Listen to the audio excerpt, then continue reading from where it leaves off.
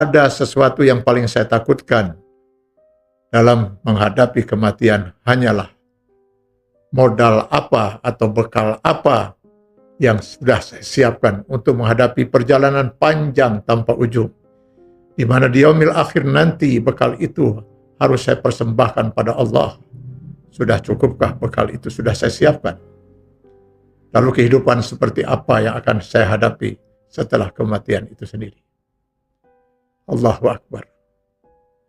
Membaca dialog Sayyidina Ali radhiyallahu anhu ini, terus terang hati saya kadang-kadang sangat kecut. Kalau seorang Sayyidina Ali radhiyallahu anhu, salah seorang sahabat di antara 10 sahabat Rasulullah SAW yang sudah dijamin oleh Allah ahli surga, masih bertanya tentang bekal apa yang sudah disiapkan untuk menghadapi kematian, untuk menghadapi pertanggungjawaban di yaumil akhir nanti. Bagaimana dengan kita? Marilah kita tafakuri hal ini. Mari kita bermuhasabah dan bertanya pada diri kita masing-masing. Sudah cukupkah bekal kita siapkan untuk menghadapi kematian yang mungkin saja akan kita alami besok, lusa, atau kapanpun? Karenanya saudara-saudaraku, marilah kita pertahankan keimanan kita. Mari kita manfaatkan sisa-sisa umur yang ada ini untuk menyiapkan bekal amal sebanyak-banyaknya. Insya Allah, dengan pertolongan Allah, jika kita berhasil mempertahankan keimanan dan menyiapkan bekal sebanyak-banyaknya, kita berhak untuk menjemput ajal kita sebagaimana dijanjikan oleh Allah Subhanahu wa taala lewat firman-Nya di Quran surat Fussilat ayat 30. Innal ladzina qalu rabbunallah, mereka yang menyatakan Tuhan kami adalah Allah, summa istaqamu, lalu mereka istiqomah, berpegang teguh dengan prinsip itu, dengan tetap menjalani kehidupan sesuai dengan aturan dan hukum Allah demi menggapai ridha Allah, maka kelak di saat sakratul maut tatanazzalu alaihimul malaikah, turunlah serombongan malaikat, lalu mereka menghibur si calon almarhum yang soleh ini dengan ucapan, an la takhafu wa la tahzanu, kamu jangan takut menghadapi kehidupan yang akan datang.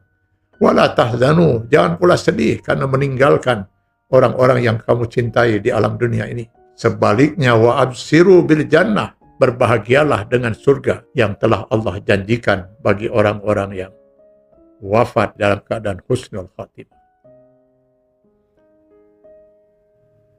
Di Quran surat An-Nahl ayat 32, Allah lebih mempertegas lagi hal ini lewat firman-Nya. Allazina tatawaffahumul malaikatu thayyibin. Mereka orang-orang yang diwafatkan oleh Allah Subhanahu wa taala di saat mereka dalam keadaan husnul khatimah. Turun serombongan malaikat lalu menyapa salun almarhum atau almarhumah dengan ucapan, salamun alaikum, selamat atasmu. Udkhulul jannata bima kuntum ta'malun. Kami datang atas perintah Allah untuk menjemputmu dan mengantarkan kamu sampai ke dalam surga nanti oleh sebab amal perbuatan yang telah kamu lakukan. Saudara-saudara sekalian, membaca 2 ayat ini saja rasanya kadang-kadang saya memberanikan diri untuk berdoa pada Allah. Ya Allah, izinkan hamba menjemput ajal dalam keadaan husnul khotimah. Dan andai kata menurut Allah bisa asal sekarang juga, detik ini juga, maka insya Allah ya Allah, saya siap untuk menghadapmu detik ini juga. Asal bisa menjemput ajal dengan kematian yang indah seperti itu. Saudara-saudara sekalian, kematian sesuatu yang pasti akan terjadi. Dan jika ajal tiba, pasti semua orang baru akan sadar sepenuhnya betapa segala yang ada di dunia ini tidak ada arti apa-apa.